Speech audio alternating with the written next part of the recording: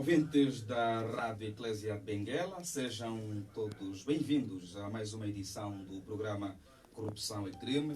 Hoje é dia 25 de novembro de 2021, Dia Internacional para a Eliminação da Violência contra as Mulheres. Esta data foi instituída em 1999 pelas Nações Unidas com o objetivo de alertar a sociedade sobre os casos de violência e maus tratos contra as mulheres.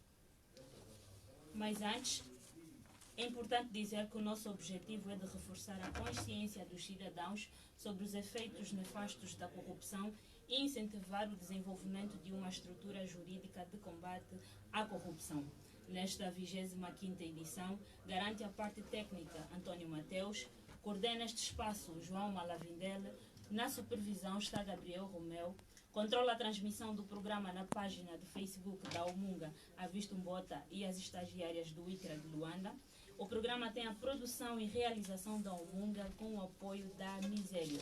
Modera esta sessão Donaldo Souza e Carmen Mateia. Vamos começar destacando as últimas atividades realizadas pela Omunga. Arrancaram as oficinas de videojornalismo na escola 27 de março, Jardim Escola, Muto Yaquevela, Ingola, Quiloange, na Catumbela. A Omunga deu início à produção de um documentário sobre a situação dos migrantes e refugiados em época da Covid-19, bem como a realização de um inquérito no âmbito do projeto Documentos para Todos. Participamos a convite da Pro Bono, uma ONG sediada em Luanda, de uma mesa redonda sobre o impacto da Covid-19 nas ONGs. Acompanhamos atentamente as últimas manifestações relativamente à situação da fome e da seca no centro e sul do país, pelo que reiteramos às autoridades uma resposta mais célere.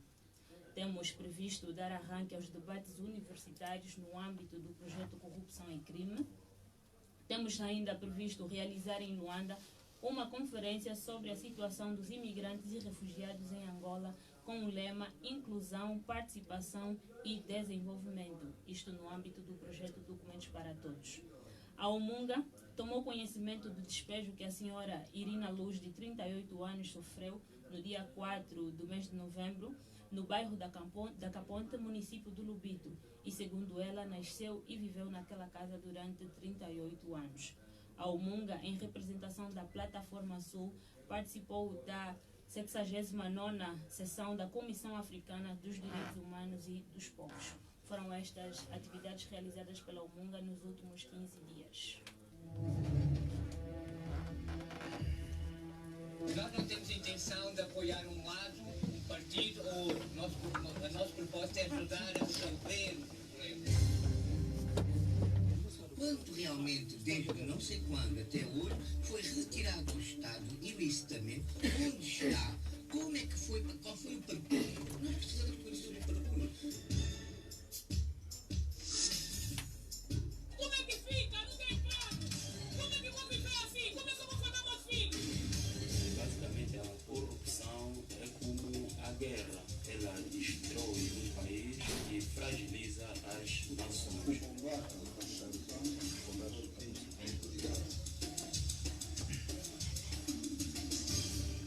O fenômeno da corrupção é um assunto que tem mobilizado o país por causa de algumas proporções alarmantes e os contornos perigosos com que se apresenta.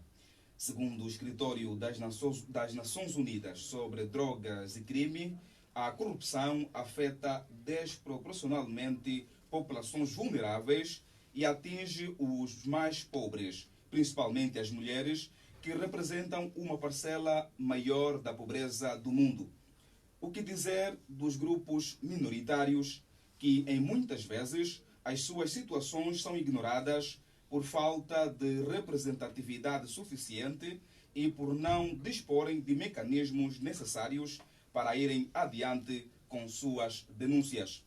Para discutir o tema, entender o impacto da corrupção na vida das mulheres e outros grupos minoritários e expandir horizontes de forma a saber mais sobre este amplo leque, ou seja, amplo leque de fraudes e desvios que compõem o fenômeno da corrupção, O programa conta com a participação do jurista Manuel Manjolo. Muito bom dia, seja bem-vindo. Bom dia, amigo Donaldo. Um bom dia especial a todas as outras colegas do painel e uma saudação extensiva a todos os bengalenses que nos acompanham. Obrigado pelo convite. Obrigado. Nós contamos também com a participação da educadora social Jacira Capinhala. Bom dia. Olá, bom dia a todo o auditório da Rádio Igreja Bengala. Obrigado. Também está conosco a ativista social Cris Bravo Dias. Bom dia. Bom dia, Bendela. Bom dia, Rádio Igreja. Bom dia a todos que estão nessa sala. Muito bem, obrigado. Carol? A sua participação, caro ouvinte, para nós é muito importante e para tal terá de ligar para nós através dos números 926 23 19 19 ou ainda 996 19 19 19. Os nossos internautas também podem participar, apresentar as suas questões ou sugestões através da nossa página do Facebook. Muito bem, o impacto da corrupção na vida das mulheres e outros grupos minoritários é o tema de hoje. E eu quero começar com a Jacira Capinhala. Bem, como assim, o início da nossa conversa, gostaria que caracterizássemos o tema, o impacto da corrupção na vida das mulheres e outros grupos minoritários. Qual é a sua introdução sobre esta temática? Bem, relativamente a esse assunto, a primeira coisa que eu gostaria de deixar bem patente é que quando estamos a falar de corrupção, a ideia que nos vem logo a princípio é a questão monetária. Envolve dinheiro. Mas nem sempre a corrupção envolve só dinheiro. Existem muitas outras formas dessa compensação ilícita que implica a corrupção. Muitas das vezes a corrupção é paga também com favores, com exploração sexual, pode ser a exploração do corpo, que pode ser sexual ou não. Muitas das vezes é pago com a prestação de serviços também, e a questão do tráfico de influências. Muitas das vezes a corrupção também envolve isso, então não é só dinheiro. Essa é a primeira introdução que eu queria deixar claro, porque quando você ouve que não, fulano foi corrompido, a primeira ideia que nos passa é recebeu algum valor para fazer aquilo, mas nem sempre envolve só dinheiro. Existem muitas outras coisas que envolvem a própria corrupção. Okay, obrigado, Jacira Capinhala. Cris, como é que caracterizas o tema de hoje? Mais uma vez, bom dia. Já me estão a ouvir bem, né? Ela disse que eu estou com uma voz muito sexy. Corrupção. A Jacira já deu um pé de saída, que eu concordo plenamente. Mas eu gostaria de falar aqui na versão do abuso de poder e dos recursos do governo, visando tirar proveito pessoal ou partidário, que é o que nós mais vemos cá no nosso país. Então, não mais, não menos, é alguém que tem o poder e tem a autoridade e quer simplesmente tirar alguma vantagem de um grupo maior ou até mesmo um grupo também minoritário, mas que não seja o que passe por necessidades como na qual vamos falar hoje. Okay. Bem, Dr. Manuel Manjolo, como é que contextualizas este tema de hoje? No aspecto jurídico. A temática de hoje é de grande importância e, desde logo, vamos fazer uma breve viagem àquilo que diz o Código Penal para um enquadramento jurídico. Portanto, a nossa presença só se justifica por essa razão. Portanto, a expressão corrupção, como tal, é enquadrada no leque de crimes cometidos no exercício de funções públicas e em prejuízo de funções públicas.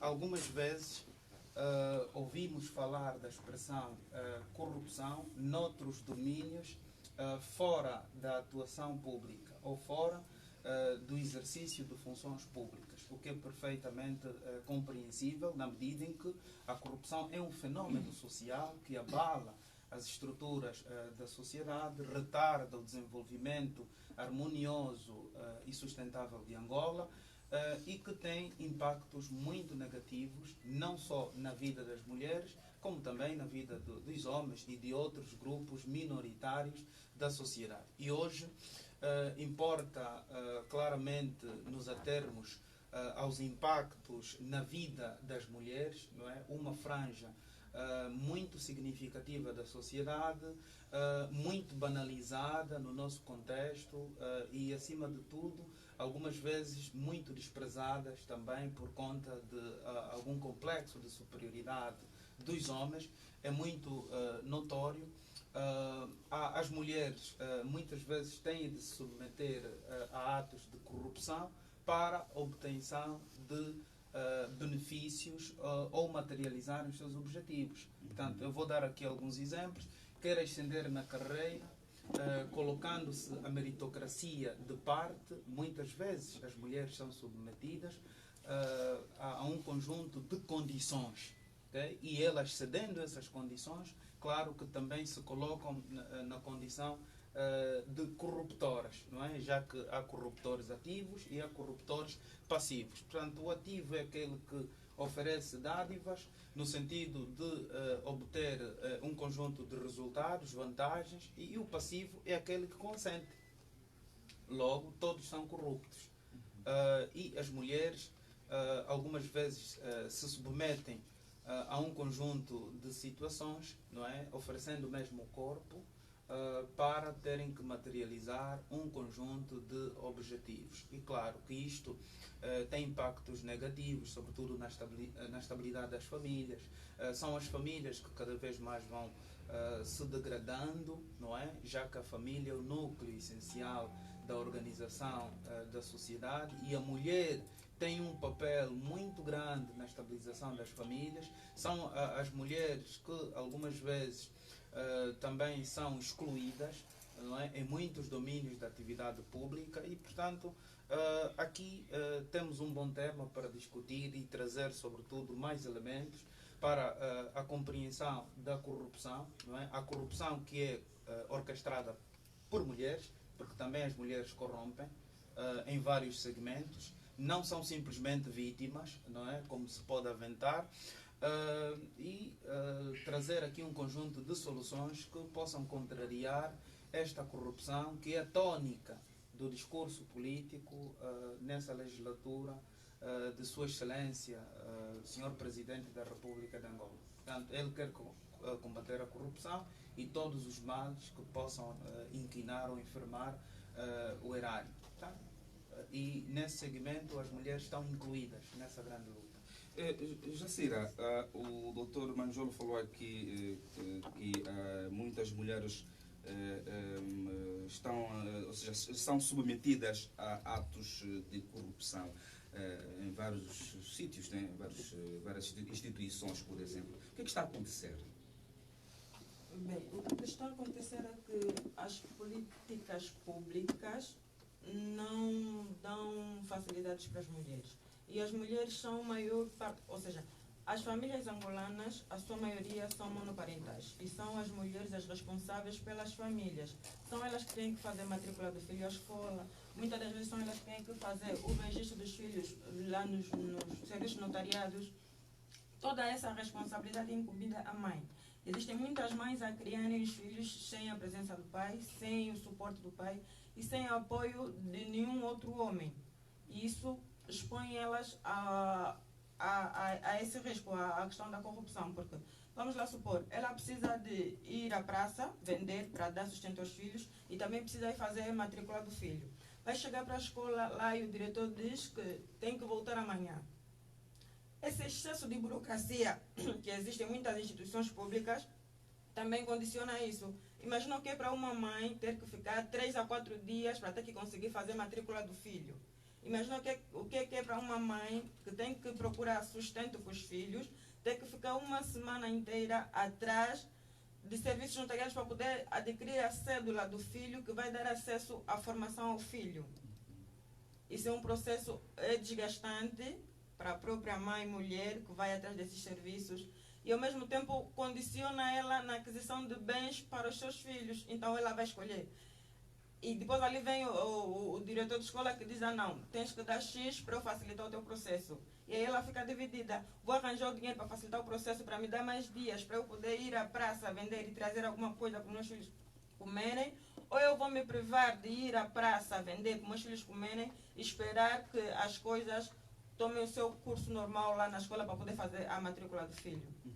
Então essa é uma situação que deixa muito a desejar, deixa as mulheres expostas também à questão da corrupção por conta disso. Porque não há políticas públicas boas e esse excesso de burocracia nos serviços públicos principalmente. Tomando em conta essa última afirmação da Jacira, Cris, já que as famílias angolanas são maioritariamente criadas desse jeito monoparental, é possível afirmar que a corrupção impacta de forma diferente os homens e as mulheres ou não há tanta diferença assim? Tem, eu posso afirmar que sim. Primeiro porque, segundo o censo, né, de 2014, nós somos maioritariamente cá em Angola mulheres.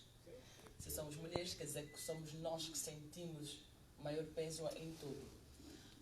Se formos fazer uma revista ou um inquérito sobre em dados estatísticos com relação à educação, com relação à saúde, com relação aos empregos, aos trabalhos, vamos ver que tem um número de homens mais empregados com relação a mulheres, mas ainda assim nós somos um número maior, as mulheres são um número maior dentro do país. Então precisamos, né, ver que se vamos para a rua, quem vende mais são mulheres, são zungueiras, na praça são mulheres.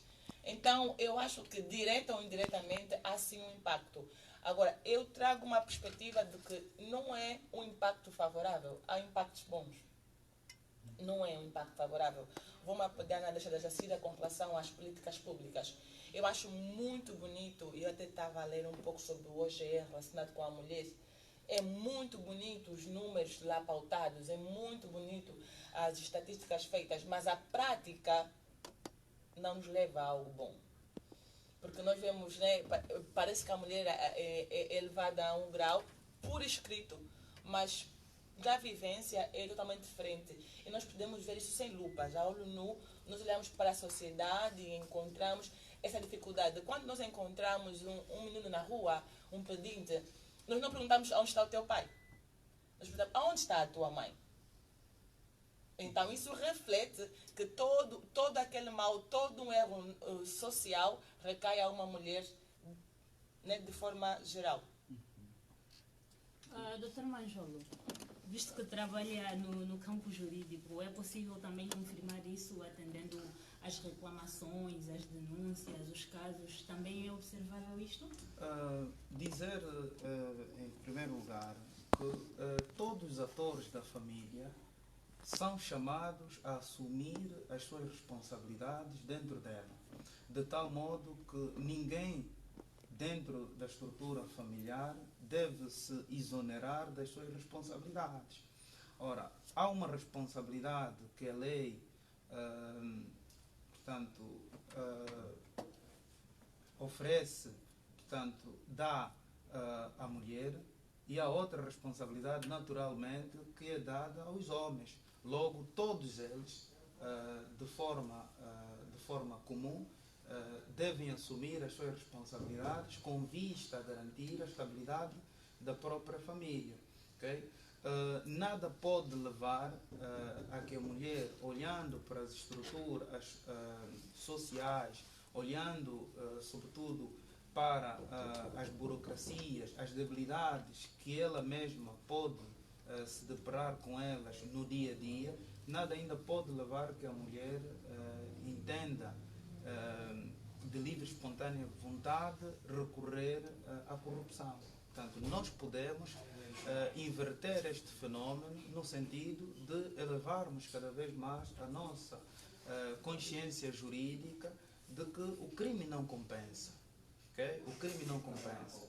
E porque se há mulheres corruptas dentro da sociedade, há outras mulheres que são exemplo vivo de superação. E aquelas mulheres que não se corrompem, exigem o cumprimento dos seus direitos, e quando há uma violação dos seus direitos, e aqui no exemplo que a Jacira deu, precisa de fazer a matrícula e é uma burocracia muito grande, tem de enfrentar um conjunto de situações. Há mecanismos legais que permitem, a partida, que a mulher, como qualquer outro ser, denuncie este comportamento negativo do servidor público. Ora, havendo então aqui uma cultura elevada dos nossos direitos, nós, enquanto cidadãos, podemos inverter esta situação e contribuir de forma decisiva para a construção de uma nova Angola, porque a responsabilidade pela corrupção não é simplesmente institucional. As instituições devem fazer o seu papel. A Constituição é muito bonita quando apresenta o leque de tarefas fundamentais do Estado, nos termos do artigo 21 da nossa Constituição, mas que, do ponto de vista prático, há um conjunto de situações que devemos percorrer e que ainda estão longe de serem concretizadas. Mas a nossa vivência, nós, enquanto cidadãos, também temos uma responsabilidade muito acrescida em contrariar toda essa tendência. Quando por força de uma burocracia desnecessária, okay, digamos, um desleixo desnecessário de uma instituição pública, a minha pretensão não é satisfeita em tempo integral, há mecanismo de denunciar este servidor público, okay? De tal modo que a mulher, particularmente, não se submeta a outro conjunto de chantagens e que depois pode efetivamente enveredar para a corrupção. Se a mulher for fraca, no sentido de ceder, vai dizer, olha, a minha pretensão não está a ser satisfeita, e como não está a ser satisfeita, há outra via de chegar a Roma. Portanto, não pode. Nós temos de efetivamente ter esta cultura de denunciar comportamentos ilícitos que atropelam a lei, a ordem pública e os bons costumes, para que as mulheres dentro da sociedade não sejam constantemente encaradas como vítimas, não é? Porque também há oportunidades que as mulheres têm e os homens não têm dentro das sociedades. Há aberturas que as mulheres têm dentro das organizações, dentro das corporações, que os homens não têm. Portanto, logo, temos de fazer um trabalho conjunto para que possamos então inverter este quadro, na minha perspectiva. O Dr. Manjolo, na sua introdução, quando falava dos grupos minoritários e da mulher, destacou que existem situações em que as mulheres são inclusive desprezadas. Né? Atendendo a essa questão dos mecanismos legais e as instituições terem de fazer o seu papel, juridicamente, novamente questiono se se registra essa participação, esse envolvimento jurídico das mulheres em relação a essas situações. As mulheres fazem esse tipo de denúncia, primeiro. Fazem. Segundo, essas denúncias têm alguma persecução, os casos vão avante, tem havido resultado em relação a isso, porque não podemos esquecer, né, que estamos a falar de um contexto em que as mulheres, apesar de serem a maioria, são o rosto da exploração e da pobreza nesse país, né, ainda atendendo à questão de nós não termos uma cultura jurídica tão forte assim. Antes do doutor responder, quero convidar a Jacira e a Cris, podem também entrar na conversa, sem problemas, não esperem a vossa sinal. Exato, estão à vontade para também contribuir, mas vai responder o doutor. Okay. Podem, depois da resposta, podem falar. Tá bom. Okay. Ora, a cultura de denúncias, embora fraca, ainda é uma realidade evidente no nosso contexto. Há vários processos por prestação de alimentos que as mulheres fazem despoletar, não é? Ao nível dos nossos tribunais, na sala de família, isto é uma realidade. Agora, os meandros de como as decisões têm sido produzidas ao nível dos nossos tribunais, pessoalmente também não concordo, não é? Entendo que deve haver maior celeridade para que as mulheres não fiquem frustradas quando o homem, não é, com quem ela teve um filho, 2 filhos, 5 filhos, deixou de prestar alimentos aos menores. Ora, há essa cultura de denúncias, ainda que fraca, mas há. Portanto, e o nosso repto é que as mulheres continuem a denunciar. No que toca, por exemplo, ao assédio sexual, hoje crime, há algumas mulheres bravas, na minha perspectiva, também vão denunciando esses comportamentos. É que não se deixam levar nem por ameaças, nem por intimidações da entidade empregadora. Até aqui, essas mulheres são exemplo de superação, na minha perspectiva. Ora, se há um segmento de mulheres que denunciam essas práticas arrepiantes, porque a mulher, para ascender na carreira profissional, não tem que necessariamente servir de satisfação ou oferecer o seu corpo para satisfação dos prazeres sexuais do seu empregador, há também um grupo de mulheres que, em bom rigor e de acordo a uma consciência generalizada, que nem sempre conseguem se posicionar diante destas situações e acaba-se claramente afetar o núcleo estruturante das famílias. Portanto, há essa cultura ainda que teme.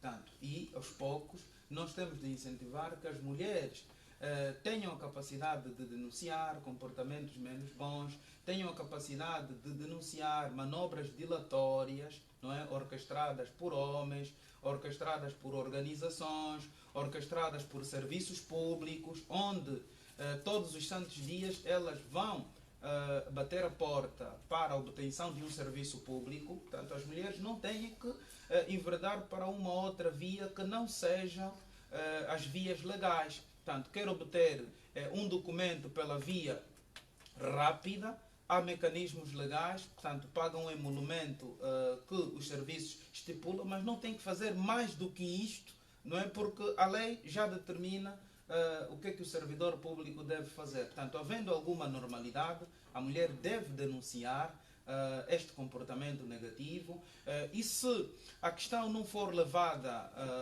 a bom ritmo, não é? Ao ritmo desejado em termos de celeridade, há outros mecanismos que a mulher pode despoletar para que o seu direito seja valorizado. Porque está aqui em causa, sobretudo, a dignidade da própria mulher.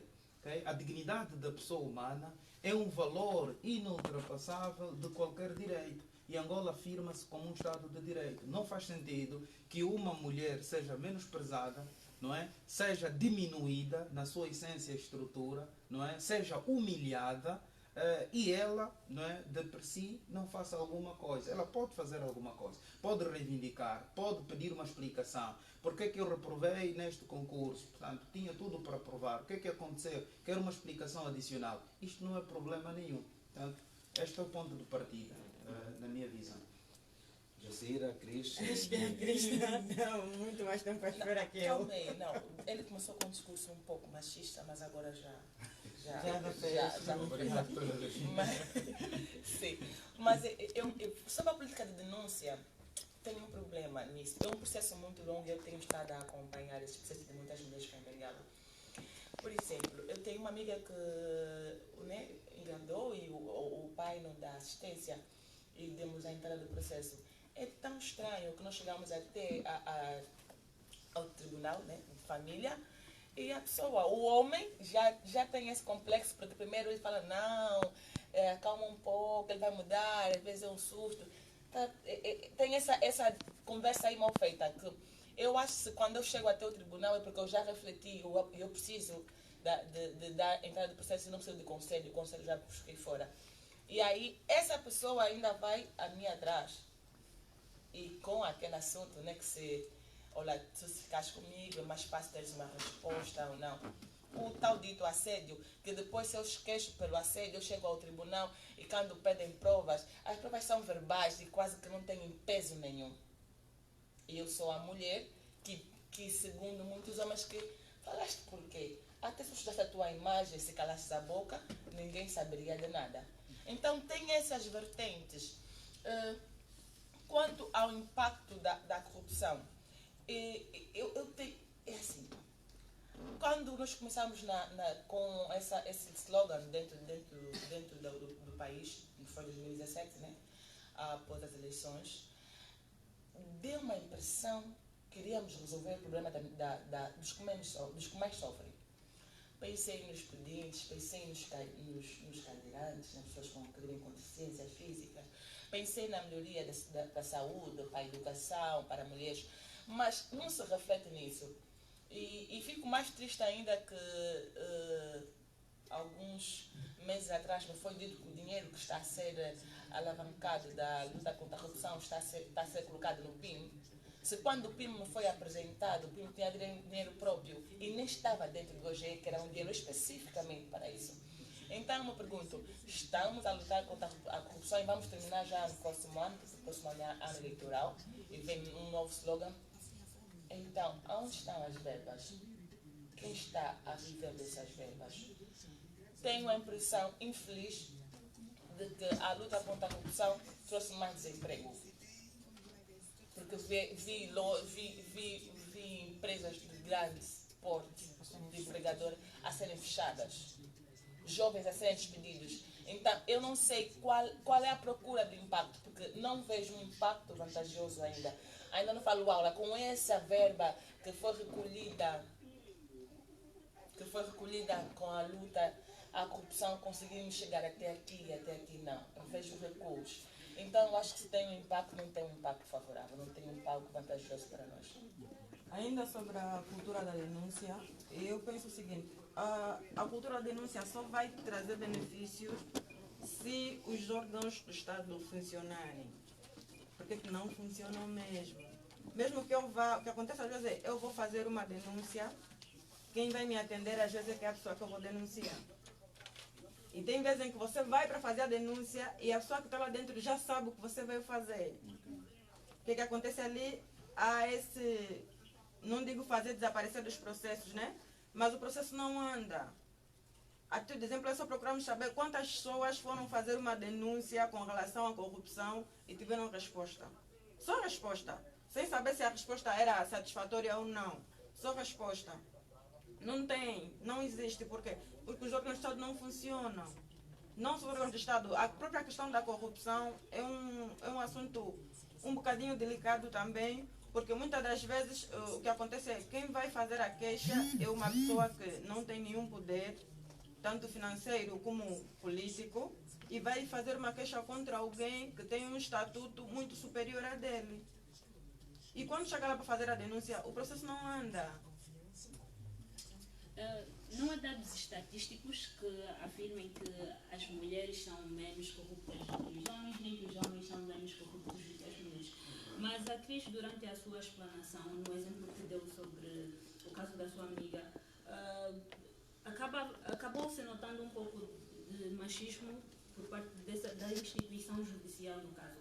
Acredita que o órgão, né, não digo o órgão, mas a pessoa em si, né, de justiça, no caso o juiz, né, se fosse substituído por uma mulher, acreditaria que haveria mais celeridade no processo ou a exclusão simplesmente desse desaconselhamento que se faz em relação a essa cultura de denúncia? Se fossem mulheres, né, por uma questão de representatividade, a julgar casos como a questão de pensão alimentícia e outros aspectos que dizem respeito passo o pleonasmo às mulheres, melhoraria essa situação? Eu creio que sim, Isso não só no caso da fuga da paternidade, e também como a violência doméstica. É assim. Nós temos a mania de querer apaziguar tudo, né? E eu às vezes entendo que alguns jovens, alguns homens, quando recebem alguma denúncia, é tentar apaziguar. Mas vamos apaziguar até a pessoa morrer, vamos apaziguar até que ponto. Então, eu creio que se forem mulheres, a pegar casos de mulheres, talvez tenhamos mais sororidade. E outra coisa também parece que há muito processo dentro dos tribunais, dentro do Ministério Público, que não andam nem desandam. Não sei se sendo mulheres poderiam, ou então ia, porque já tem um tribunal específico para assuntos de família, não há solução. Então vamos mudar o sistema. Talvez se fosse uma mulher a pegar assuntos de família, teríamos soluções mais rápidas. Portanto, eu não pensaria deste jeito, não é? Porque estaria a criar uma desigualdade, não é? Desde logo porque nós somos iguais perante a lei, sem distinção. Mas existem mais de cor, homens do que mulheres sim, nos tribunais. Permita-me, sem distinção de cor, raça, sexo, etnia, instrução, etc, etc. Agora, ao nível das instituições, como combater a morosidade que se verifica ao nível da instituição de justiça, como a principal instituição vocacionada a combater a corrupção. Porque quando falamos de combate à corrupção, há uma instituição que tem maior responsabilidade nisso.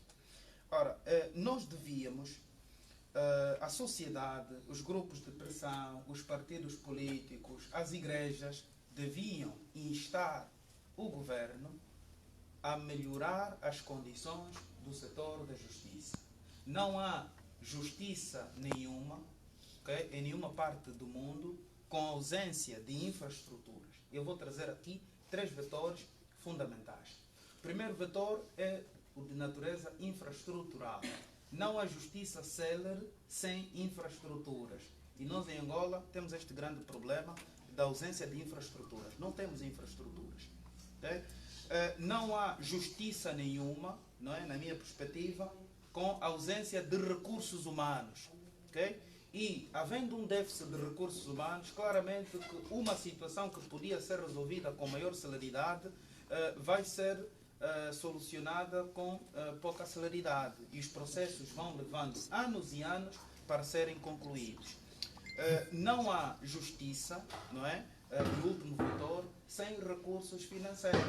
Ora, a justiça depara-se com problemas de natureza financeira gigantescos. Basta olharmos para o protótipo de Orçamento Geral do Estado para o próximo exercício econômico, para percebermos esta realidade. Agora, se nós resolvermos o problema das infraestruturas, okay? E quando eu falo das infraestruturas, estou a falar não só dos tribunais, como também de outras instituições que colaboram diretamente para a materialização da justiça. Os serviços de investigação criminal, portanto, as unidades de polícia, os cartórios notariais devem estar devidamente equipados. Okay? As infraestruturas que acolhem a Procuradoria-Geral da República devem ter dignidade no sentido de oferecerem melhores condições até de trabalho. Okay? E se nós resolvermos este problema, e é um problema de Estado, se o Estado entender que para ter uma justiça célere em Angola, a todos os níveis, tem de ter infraestrutura, tem de aumentar a força de trabalho, porque por vezes é cansativo. E nós, humanamente, também devemos entender que há poucos juízes para uma avalanche de processos que dão entrada ao nível dos nossos tribunais. E a vida é dinâmica. E esse dinamismo da vida não se compadece com algum patriotismo que os juízes ou outros operadores devam demonstrar no caso concreto. Ora, o Estado deve melhorar as condições para a prestação, a melhor prestação de um serviço de justiça. E no nosso contexto, aqui em Benguela, onde é que funciona o serviço de investigação criminal? Na minha perspectiva, as infraestruturas estão abaixo do razoável. Tínhamos que ter infraestruturas à altura, okay? Com salas à altura, não é? Com viabilidades à altura. Okay?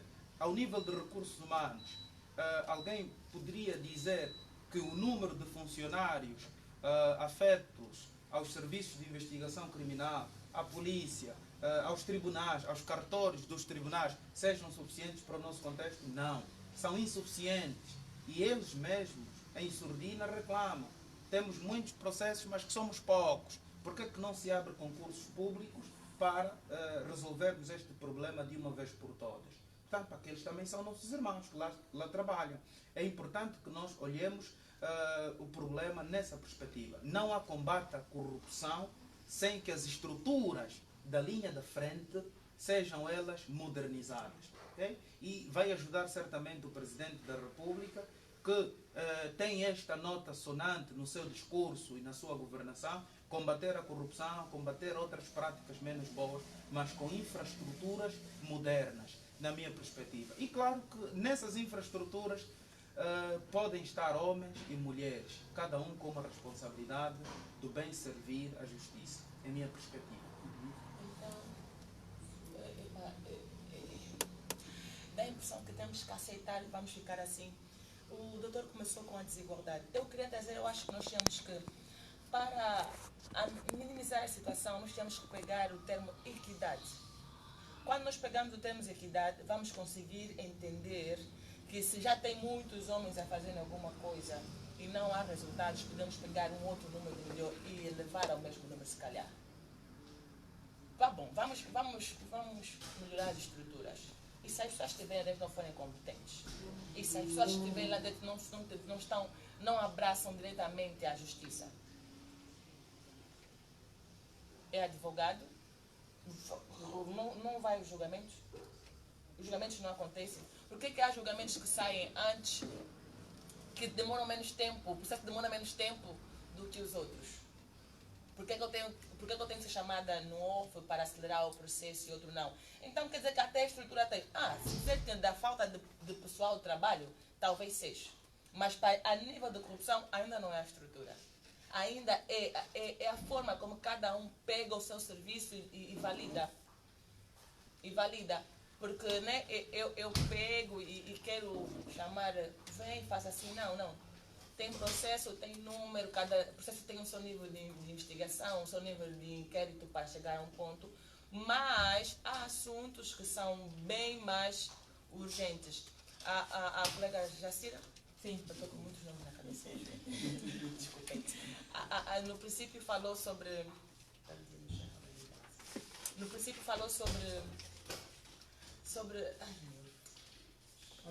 as escolas. Por exemplo, a escola é uma escola. Tem diretor. Se cada um saber o seu papel, ninguém faz a vez do outro. Sabe o que acontece cá em Angola? Tu vais para uma escola para fazer a matrícula. Nem é a pessoa que está ali a trabalhar. É um extra que te vem chamar e te propor um caminho mais fácil. Certo. E ele é funcionário daquela instituição. Você vai dar queixa. Mas aquele funcionário nunca vai ser afastado, nunca lhe vai ser aberto um processo disciplinar. Não há responsabilização. Não há responsabilização do crime de cada um. E entende, às vezes nós temos a mania de olhar a corrupção num peixe grande.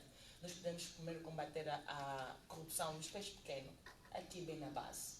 Assuntos bem básicos. Eu querer uma loja, ultrapassar uma fila, e eu chegar num banco e alguém me chamar sem que seja a minha vez.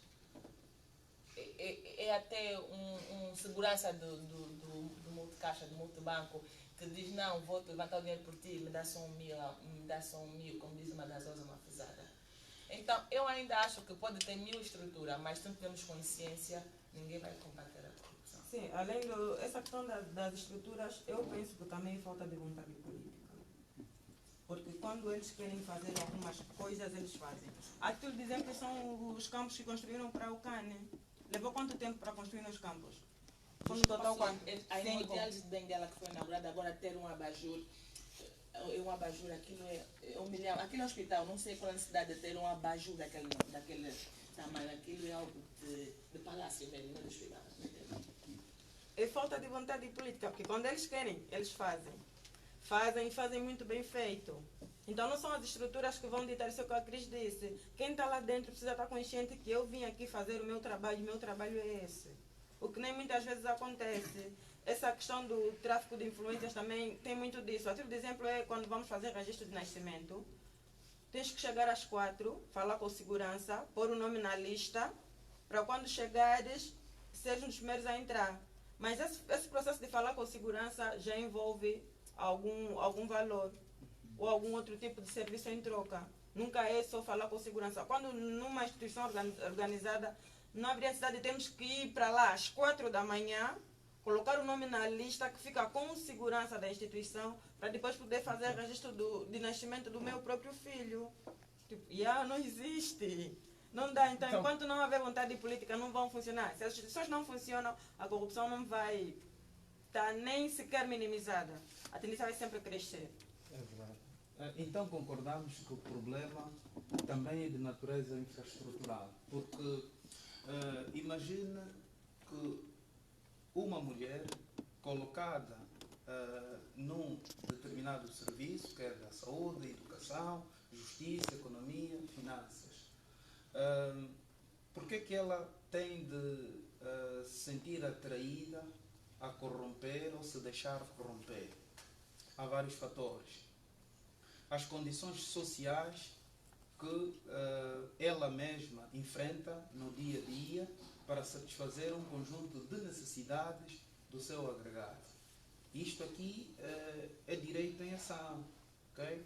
Por que a mulher tem de fazer um esforço adicional para além do que já deve fazer, não é? E ganhar honestamente o seu dinheiro, porque é que ela tem de se submeter a essas práticas ilícitas? Por conta também da sua condição salarial. Okay? Com salários baixos não se pode combater a corrupção. Okay? Com infraestruturas que não oferecem alguma segurança para os próprios serviços, também não se pode combater a corrupção. Se nós quisermos, por exemplo, recorrer às imagens, não é? À reconstituição de determinados acontecimentos, em poucas instituições, ao nível de Benguela, nós podemos materializar esta proeza, porque não há câmaras ao nível dos serviços. Isto é o básico. Okay? Isto é o básico. Okay? O Estado, a administração, consente várias despesas e que, na minha perspectiva, não seriam adequadas, não seriam necessárias para o atual contexto. Nós queremos reformar as instituições, mas a reforma das instituições implica a afetação de recursos financeiros. De que maneira? Nós vamos reformar a justiça, mas é preciso reformar a mentalidade do próprio funcionário, com formações intensivas. E a formação é cara em qualquer parte do mundo. Okay? Refrescamentos, seminários de capacitação, para que o funcionário tenha uma nova mentalidade.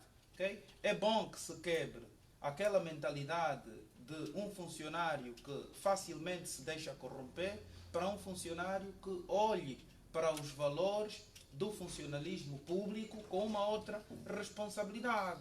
Porque é comum hoje a IGAI, não é, flagrar funcionários nos mais variados domínios da atividade pública a corromperem, okay? Ou a consentirem atos de corrupção. E, nesses tantos, as mulheres não têm estado de fora deste processo. Okay? As mulheres também têm sido flagradas a corromperem. Ora, isto, na minha perspectiva, nós podemos ultrapassar, podemos contornar com vontade política, como disse e muito bem a Jacira, e com afetação de recursos para que as estruturas que normalmente lidam com o cidadão, os serviços públicos, os departamentos ministeriais, não haja essa abertura para a corrupção. Porque há determinados serviços que nem sequer permitem o próprio funcionário enveredar para atos de corrupção. Porque tem câmaras por tudo que é canto. E ali ele fica. As câmaras de serviço vão funcionar como um elemento intimidatório. O funcionário vai ter que pensar 1000 vezes antes de materializar um ato que depois, havendo uma reconstituição, possa dar alguma responsabilização adicional, ou responsabilização disciplinar, ou eventualmente criminal. Então, temos déficits nas infraestruturas. As infraestruturas que albergam os nossos serviços, onde as mulheres no dia a dia labutam, não oferecem condições dignas. Logo, não se pode fazer muita coisa, porque há infraestruturas que permitem isso. A funcionária sai por alguns minutos, mas não saiu porque foi fazer necessidade maior ou menor.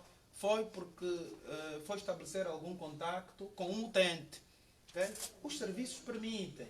Okay? Havendo uma outra abertura, modernização ao nível dos serviços, nós estaremos em condições de combater a corrupção. E outra modalidade é precisamente o salário. Os salários na função pública, os salários na República de Angola são muito baixos. Okay? E são esses salários que propiciam a corrupção.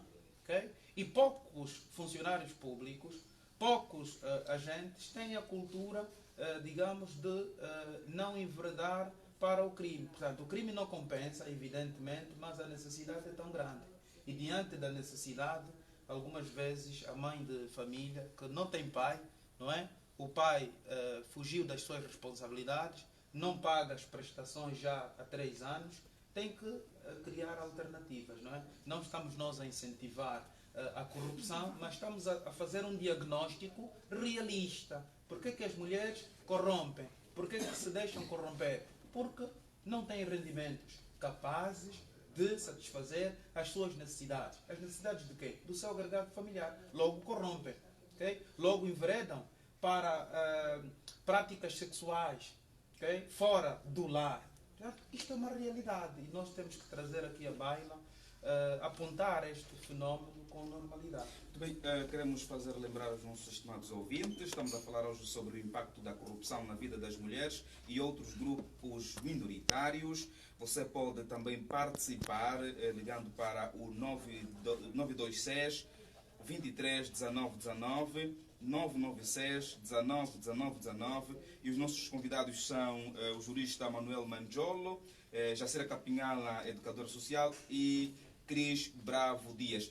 Doutor, aqui uma das internautas tentou responder àquela questão que fala sobre as câmeras nos escritórios. Ela escreveu que as câmeras só guardam quase durante apenas 4 dias. Então... Se forem mal instaladas, não é? Obrigado. Exato. Vamos também viajar até aos mercados informais. Não é? Muitas feirantes queixam-se dos excessos ou da fiscalização, o excesso dos fiscais, cobram um preço a mais. Como é que podemos caracterizar este assunto? Que impacto é que poderá trazer nestas mulheres? Eu acho tão engraçado que em Angola o pobre rouba o pobre. Não, dá-me risadas, mas é engraçado, né?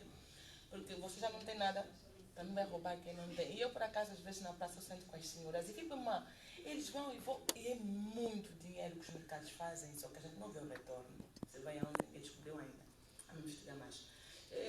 Eu queria só pegar a ideia dos salários baixos, para voltar aqui para a fiscalização.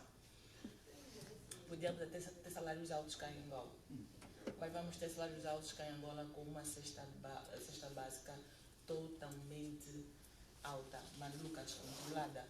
Então é quase inútil. Eu até preferia estar num país ou estar numa Angola que tem salários baixos e uma cesta básica baixa. Baixamos agora também um pouco o IVA, né? Foi para 7%, creio, foi a metade. E quando estamos nessa fase de... Mas ainda não se sente nos mercados. Absolutamente nada. Nada. Na teoria, no papel, mas na prática ainda continua. Não, eu tenho dito que as pessoas 14%. que escrevem as políticas públicas, que escrevem os diários da República, escrevem os documentos nacionais, têm uma retórica muito bonita, mas a prática é totalmente diversa. Chegas a um mercado informal, encontras cada tendeira com seu preço de um único artigo, tá bom, não discute com ela, e ainda vês elas serem são, como é que se diz, cobradas 3 vezes. Eu já vi pessoas que são cobradas 3 vezes. Vem um, cobra, vem outro, cobra. E a questão da fiscalização dos mercados informais é dos documentos oficiais sobre aquilo. Se queremos ser esclarecidas, primeiro, documentos oficiais sobre as empresas, sobre os grupos que fazem aquela recolha, ninguém tem. A informação é que aquilo é para a limpeza dos mercados, mas os mercados continuam sujos, sem condições nenhuma. Então, eu não sei se o pobre rouba o pobre para ir para o bolso, ou se o pobre rouba o pobre para ir dar alguém que tem um pouco mais de condição. E o que mais dói ainda é que muitas delas têm que fugir à fiscalização. É assim, eu não sei se é a fiscalização ligada à administração da província, do município, não sei se é a administração de zona mais, não temos uma resposta tão saudável quanto a fiscalização que é feita entre os mercados informais. Quando isso acontece, qual é a consequência para trazer a estas mulheres? O que elas fazem? Muitas fogem, muitas conversam com o próprio fiscal, também resumem a ela uma micha para ele não ir comprar ela durante muito tempo. E tem essas conversas mal feitas. É a mentalidade. Sim, é a mentalidade, mas ela vai se queixar onde? A questão é que nem parece ser um assunto oficial, um assunto que tem um documento oficial que diz que não podes ou podes. Dificulta o trabalho. Doutor, estas mesmas mulheres dizem que tem apresentado assim queixas às autoridades, mas que as suas preocupações são poucas vezes respondidas. O que é que está a acontecer afinal? Será que não há interesse neste lado? Não, há interesse da parte do Estado. Aliás, Angola afirma-se como um Estado de direito e democrático, do ponto de vista formal, claro. E que tem instituições republicanas que garantem o acesso ao direito e à justiça. Agora, esse acesso ao direito e à justiça, do ponto de vista prático, é muitas vezes condicionado por vários fatores que eu já elenquei aqui. Há denúncia, a começar mesmo junto dos serviços de investigação criminal. Muitas vezes a própria denúncia não é tratada da melhor maneira possível, não é? E não surpreende que várias vezes cidadãos já manifestaram alguma repugnância face a esse comportamento, não é?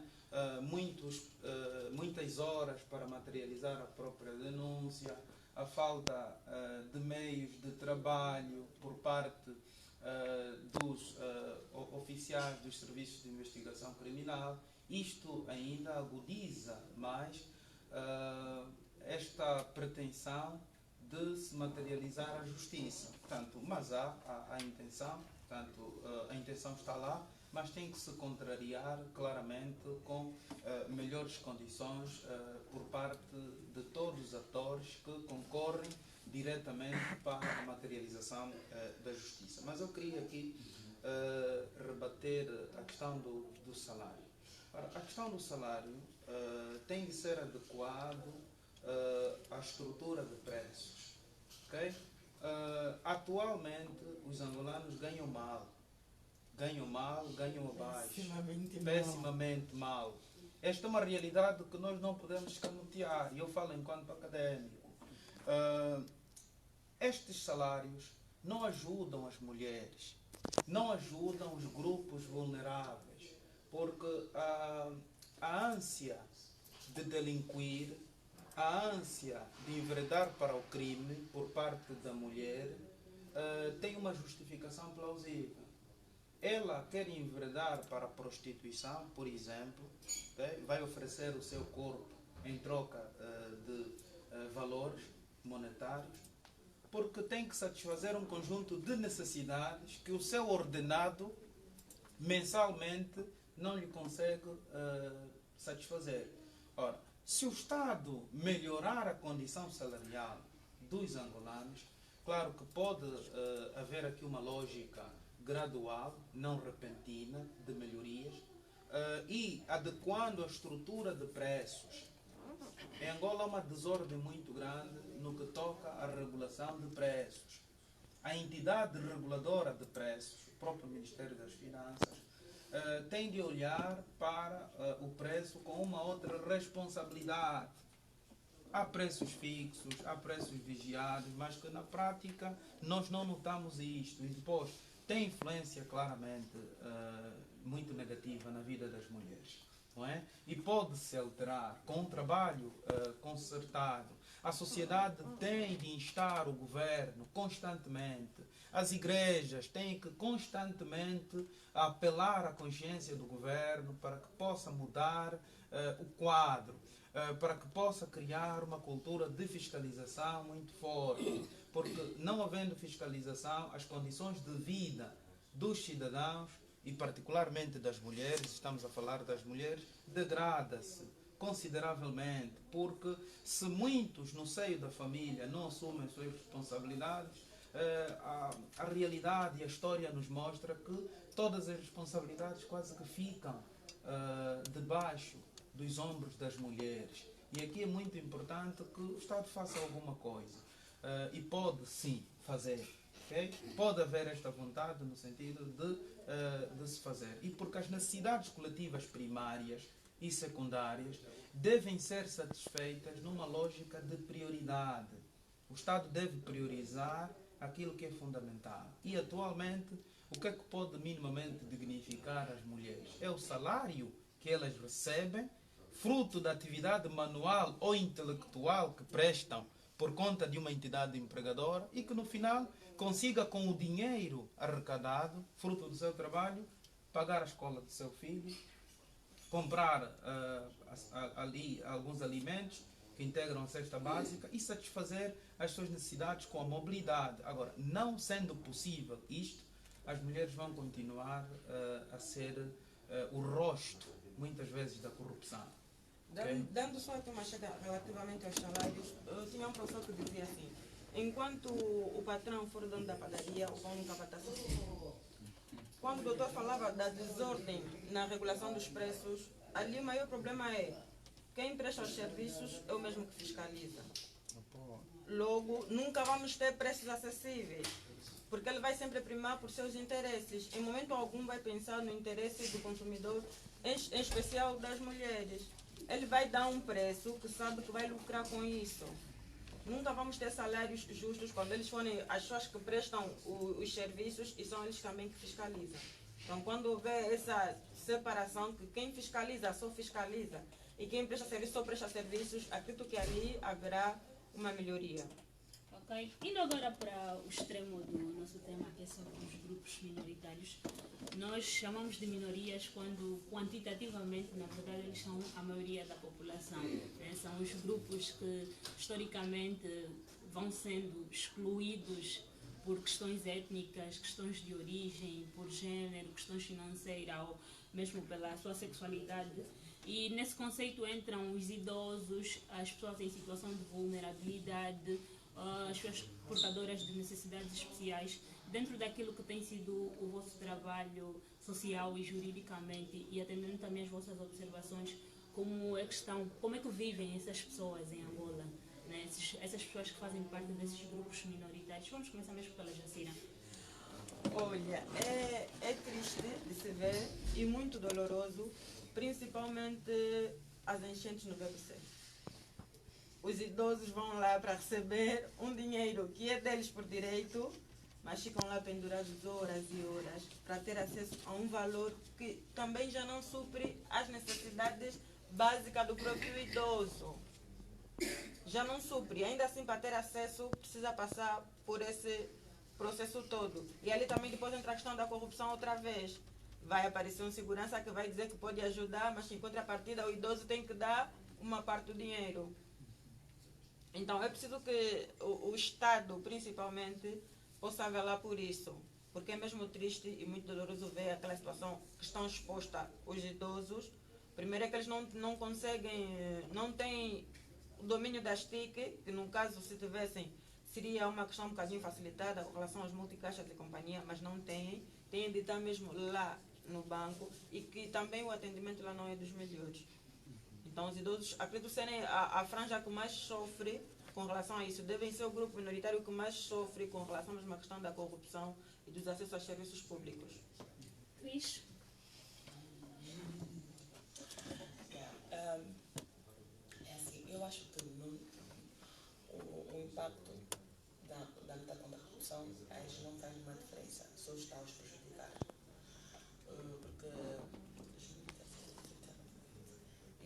Porque há 4 anos que nós ouvimos falar da luta contra a corrupção, a luta contra a corrupção, a luta contra a corrupção, e não vemos melhorias.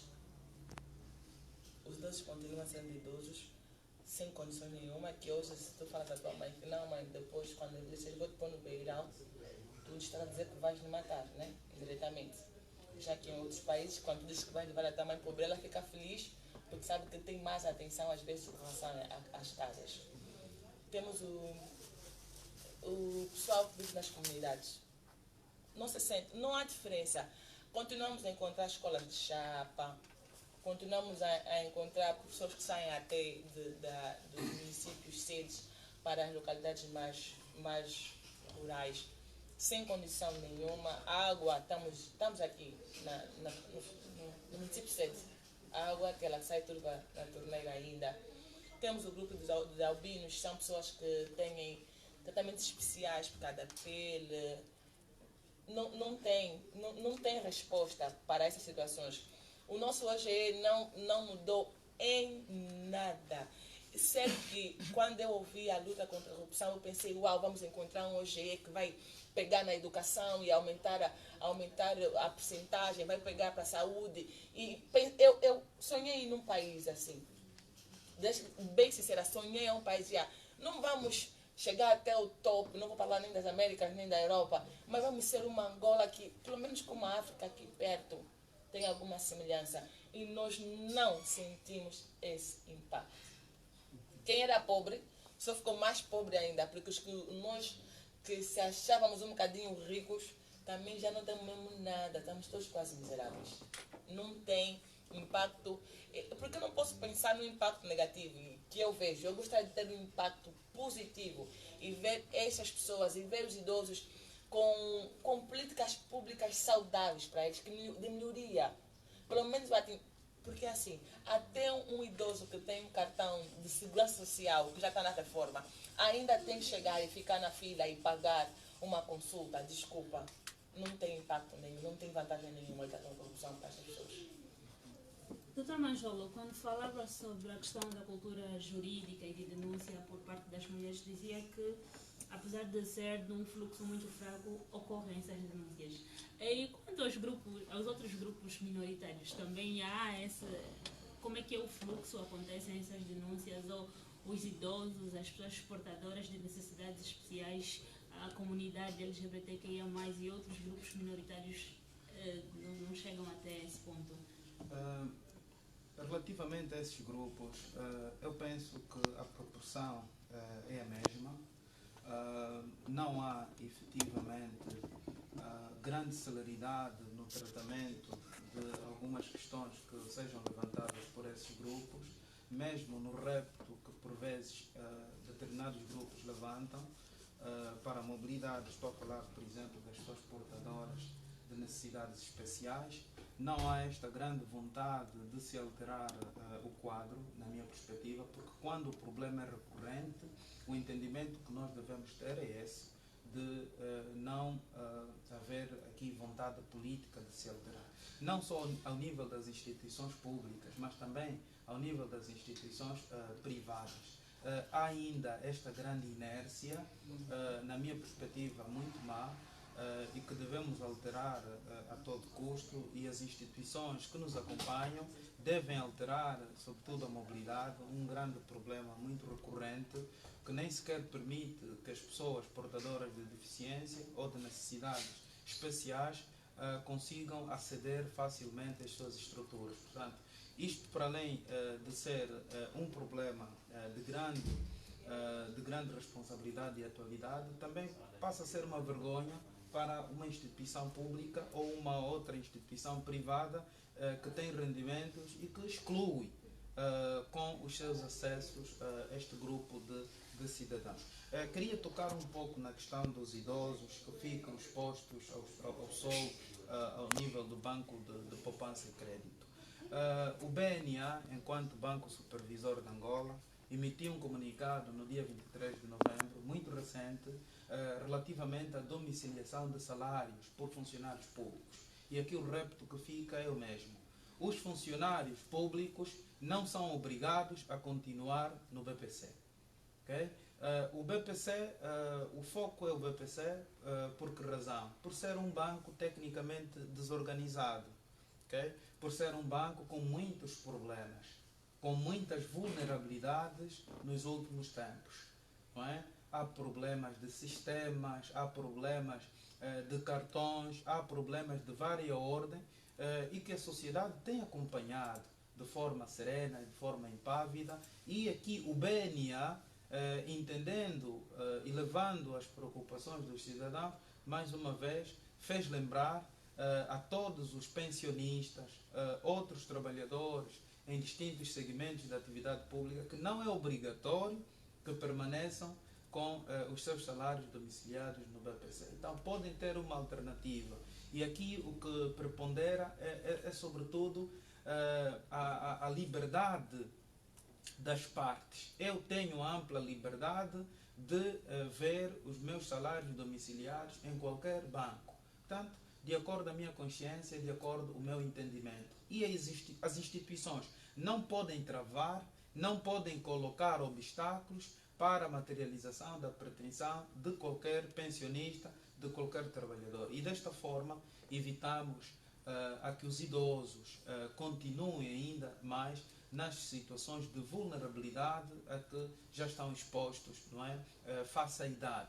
Claro que algumas vezes os idosos também têm de dialogar, não é? Não sei se o diálogo dos idosos nós podemos depreender como um ato de corrupção, não é? Mas face à idade, entendo aqui é a necessidade de ver os seus problemas solucionados a tempo. Portanto, o Estado tem de fazer um trabalho muito maduro, muito concertado, não é, com outras instituições sociais, para que possa olhar mais para esses grupos vulneráveis. As crianças que estão nas ruas.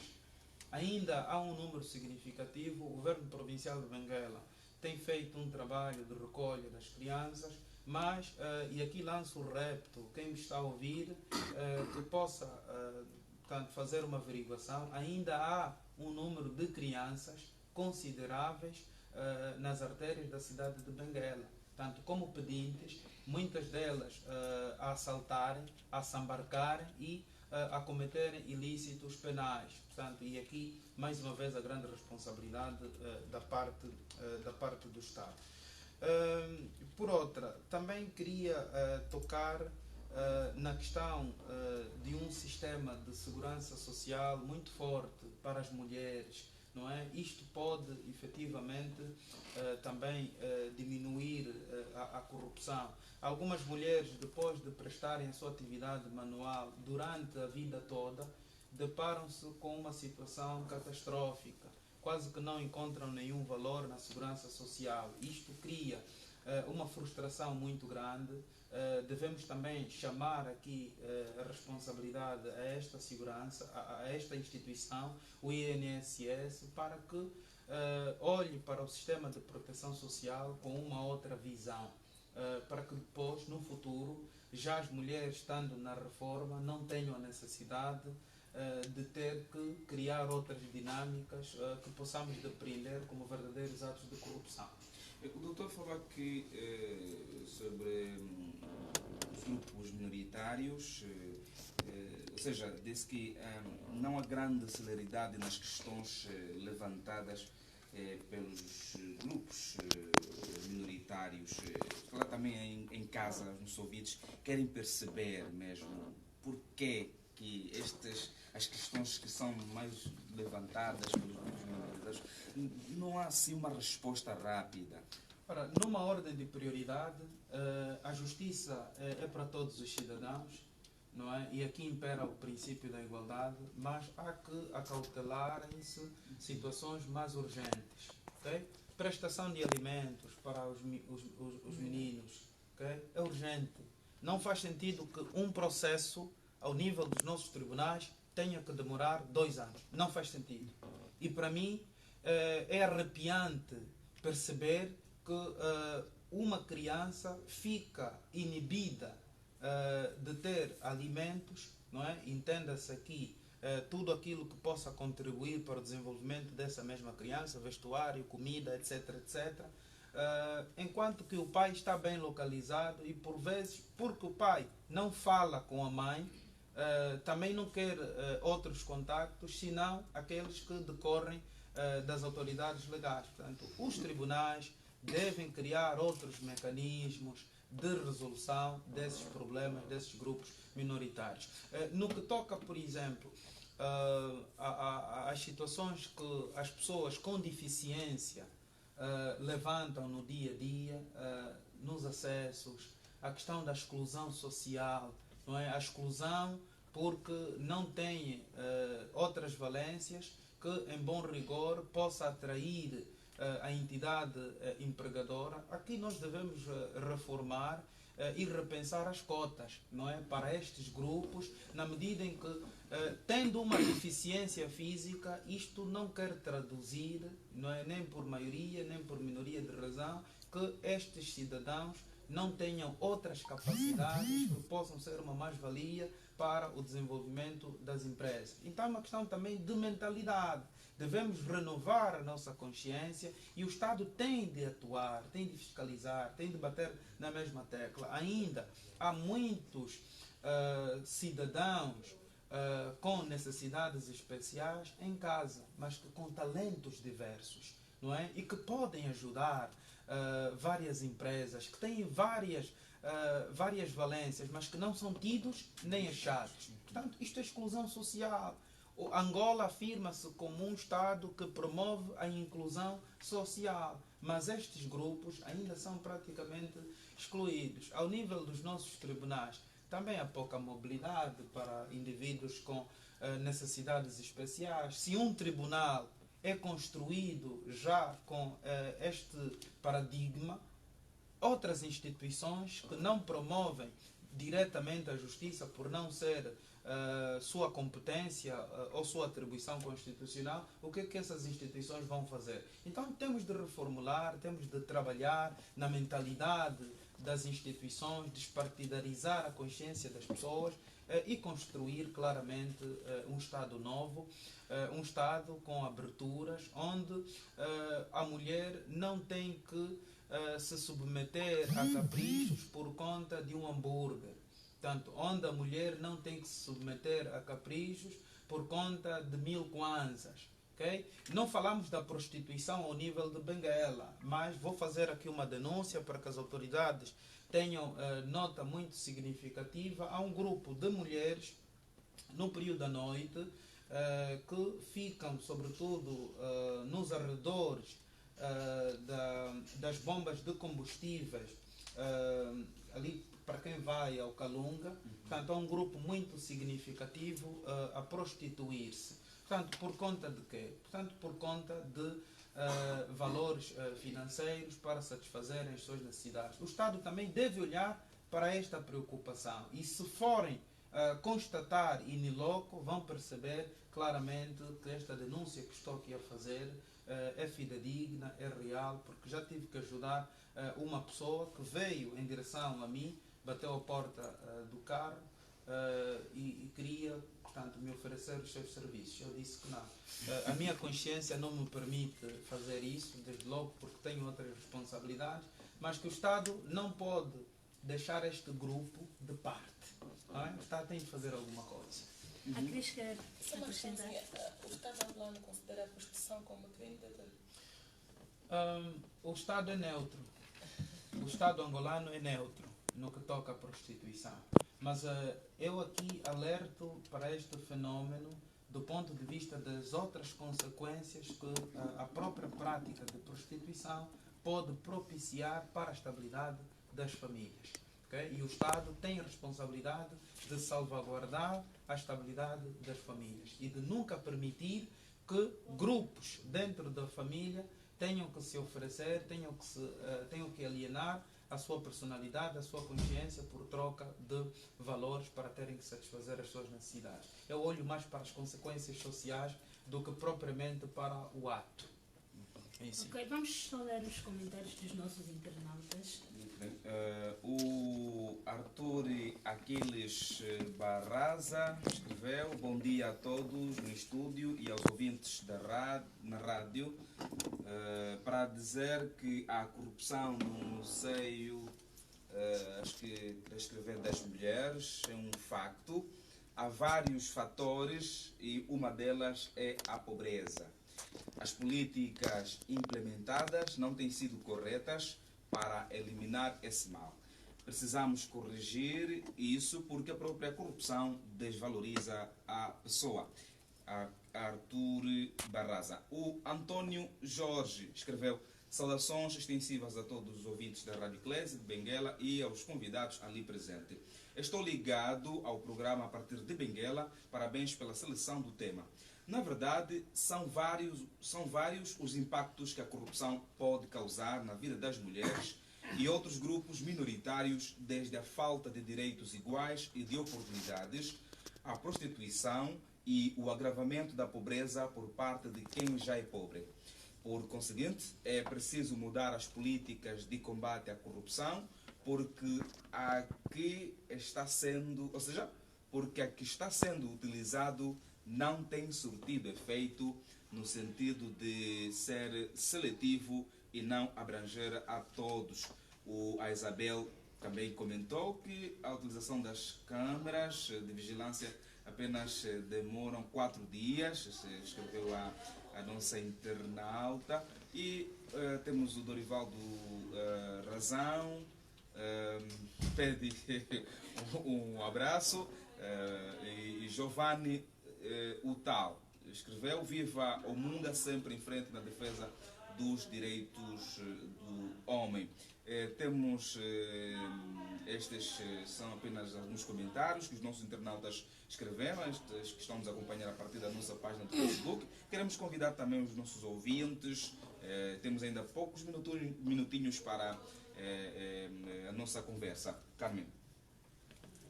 Bem, como já estamos mesmo poucos minutos e vamos encerrar o programa, Jacira, últimas considerações em relação a este tema. E recomendações. As últimas considerações. O Estado tem de melhorar as políticas públicas para as mulheres, principalmente, porque somos mesmo a franja mais vulnerável da sociedade. E apelar também ali aos ouvintes que a corrupção tem sempre 2 sentidos: o lado que corrompe e o lado que é corrompido. E quando isso acontece, não é só corrupto quem vai lá e faz a proposta do serviço do bem. Aquele que recebe também está a cometer ato de corrupção. E se queremos melhorar isso, cada um de nós tem que fazer a sua parte a nível local. Não podemos só também exigir do Estado que combata a corrupção quando nós, a nível local, não fizemos isso. Fizemos exatamente o contrário. Vamos também corromper por conta de bens e serviços. Então, cada um tem que fazer a sua parte para que seja uma Angola boa, uma Angola melhor que todo mundo quer e deseja. E para as mulheres em especial, vamos ser mais fortes, vamos evitar esforços para não cairmos nessas práticas, porque as consequências delas são nefastas e acabam por desvalorizar mais a nós, mulheres, do que propriamente os homens. Obrigada, Jacira. Queres bravo?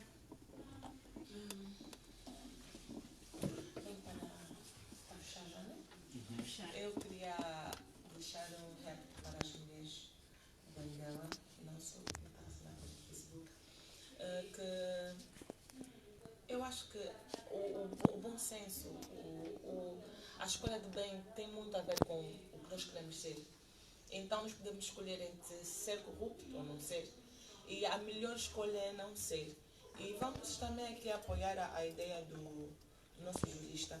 Vamos denunciar mesmo. Eu gosto do jurista que ele aconselha, faz a denúncia, se não chegar, vai até as redes sociais, grite e vamos gritar mesmo. Porque se nós sonhamos um dia com uma Angola melhor, devemos trabalhar para que essa Angola seja mesmo melhor. Obrigada, atriz. Foi muito sucinta. Jurista, por favor. Que as mulheres denunciem comportamentos ilícitos, o crime não compensa. Que o Estado entenda que a corrupção é um fenômeno social devastador, não é? E afeta quase todos os segmentos da atividade pública. Que o Estado continue a trabalhar na reforma das instituições e que pague salários dignos, não é? E que se melhore o sistema de proteção social das mulheres, que se eleve o mérito como critério de ascensão para os cargos públicos e os cargos privados e que, acima de tudo, este programa de transferências monetárias às famílias, não é, denominado Quenda, possa, portanto, chegar àquelas áreas onde não chegou, portanto, porque atualmente é a única alternativa. Portanto, entre receber alguma coisa e não receber nada, claro que a minha opção é que o Estado faça chegar este programa Quenda àquelas famílias que ainda não chegaram, de modo a diminuir um pouco este fosso que separa as mulheres carentes, vulneráveis, dos homens que têm alguma coisa e fazem parte da alta sociedade. Muito obrigado pela atenção. Estamos aqui a debater sobre o impacto da corrupção na vida das mulheres e outros grupos minoritários. O nosso muito obrigada para todos os ouvintes pela vossa presença. Obrigada. Obrigado também aos nossos convidados por terem aceito o nosso convite. Esperamos contar convosco nos próximos programas e também contar consigo ouvinte para a nossa audiência. Na coordenação deste programa esteve João Malavindela, na técnica esteve Antônio Mateus, supervisão de Gabriel Romeu, controlou a transmissão do programa na página do Facebook da Omunga, a Vistumbota e as estagiárias do ICRA de Luanda, moderou este debate Donaldo Souza e Carmen Mateia. Hoje é dia para a eliminação da violência contra a mulher. Apelamos a todos que vivam este dia com bastante reflexão em relação a este assunto. Bom dia e boa quinta-feira a todos. Corrupção. É por aí. Angola acontecer. Já podem